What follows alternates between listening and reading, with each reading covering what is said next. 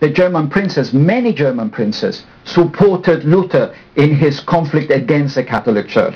That is to say, religion here, as we shall see later on in many other cases, offers to these German princesses a legitimate way of opposing the power of the emperor.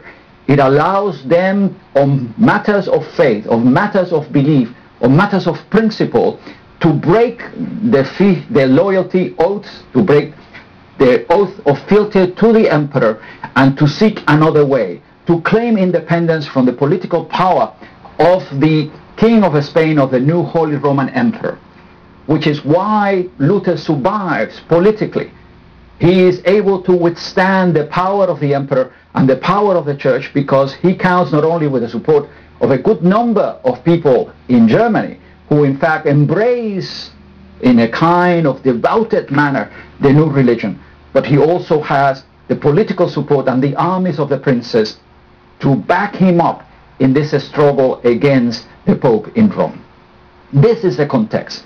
This is the beginning for the radicalization of peasantry in early 1520s Germany, and for, in a sense, the kind of struggles that ensue in the next 10-15 years, all tied in with a kind of millenarian expectations which sweep Germany and other parts of Europe, the sense that the end is at hand, that here is the beginning of that 1,000 years when Satan will be chained in hell and there will be peace and prosperity all throughout the earth. The brains behind, should we say, the ideologue of this peasant uprising is Thomas Müntzer, who was born probably between 1488 and 1489. He also was a priest who was essentially converted to the new Protestant denomination by Luther's preaching. He was born in Stolberg, and in the 1520s he joined Luther until he broke with Luther. And he began essentially to move to the left of Luther, if we can say that, to adopt a more radical biblicism, one in which was a literal reading of the Bible, and began to preach a kind of millenarian religion, a kind of expectations of a coming to the end of the world, which found a very receptive ear among the peasantry. So on the one hand, we have the peasants who have become essentially disenchanted, disfranchised, who have been squeezed by the lords. On the other hand, we have this very radical biblicism which is being preached by Müntzer and other preachers throughout Germany. And it is Müntzer who begins to encourage violence and rebellion as a way of ushering in this new world of the millennium, this new millenarian world. And there is, together with this continuous agitation of the peasantry, Müntzer's preaching. And Müntzer's preaching is indeed quite radical. First of all, he believed in the direct revelation. That is to say that God has revealed to him the new truth. He believed in the millennium, that the millennium is at hand. He also believed in something which is called psychopanicism. That is to say that the soul falls asleep after death. He rejects infant baptism. You are only to be baptized when you become an adult. And in the Prague Manifesto, he advances very clear ideas about how this world is going to be, in a sense, organized. He believes in direct revelations to dreams and visions. He believes in a spirit possession. And he tells the flocks, he tells his flock, look at the world of the early 16th century. Around this period, around 1525, the Ottoman Turks are reaching the gates of Vienna. The Ottoman Turks in the early 16th century are seen as the great menace, as a sign of the end of times. And therefore, he predicts that the end is at hand. And in his speeches and in his sermons, he attacks directly those in power.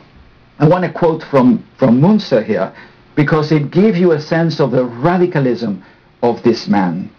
Harvest time, he said, is here. So God himself has hired me for his harvest.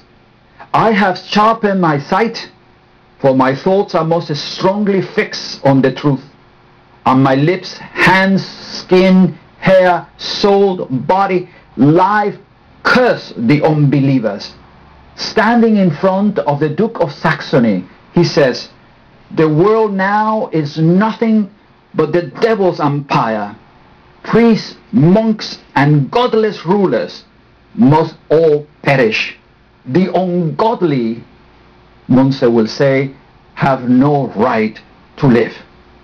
In a sense, what he is calling for is the killing and destruction of the rich, of those in power, of those who do not, in a sense, follow his radical vision of what Christianity ought to be.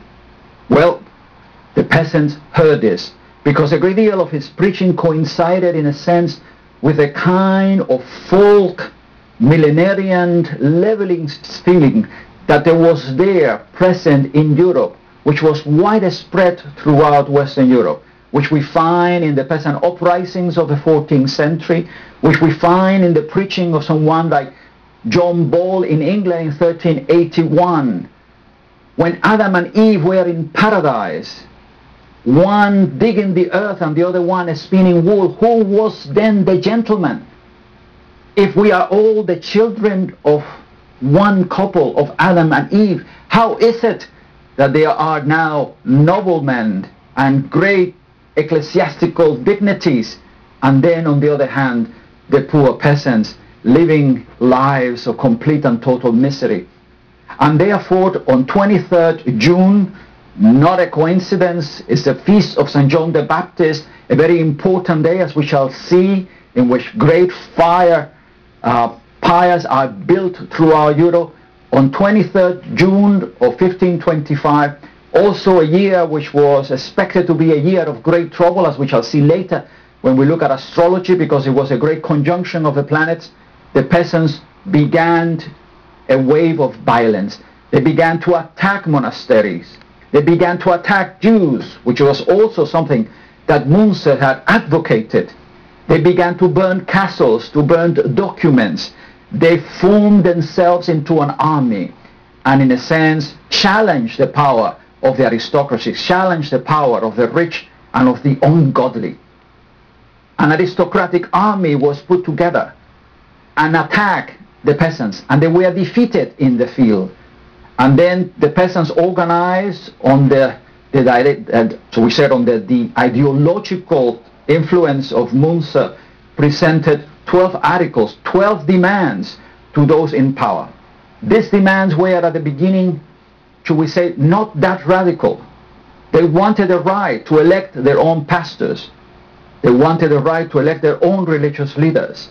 They wanted access to the commons, which shows to us the way in which the peasantry is, in a sense, caught up in a declining economic situation. The rights to the commons, which was the very essence, the very heart and soul of what peasant life was all about, has been lost.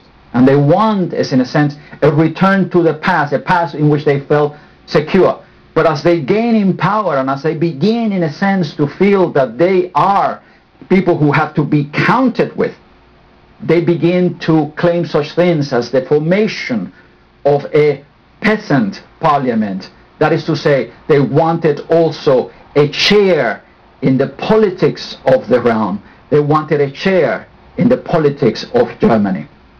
I don't have to tell you that the end of the story here is, of course, the same ending of everywhere else. That is to say, the aristocrats feel threatened.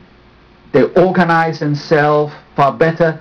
They organize and put together a very large army. They meet in the field of battles, and there they destroy the peasants. For the next 10 years, those who were part of the uprising, and we now know a great deal about the social composition of those who participated, and they were not necessarily the very poor. There were also people who were caught in between in a changing economic circumstances, people who had something but who were afraid of losing that.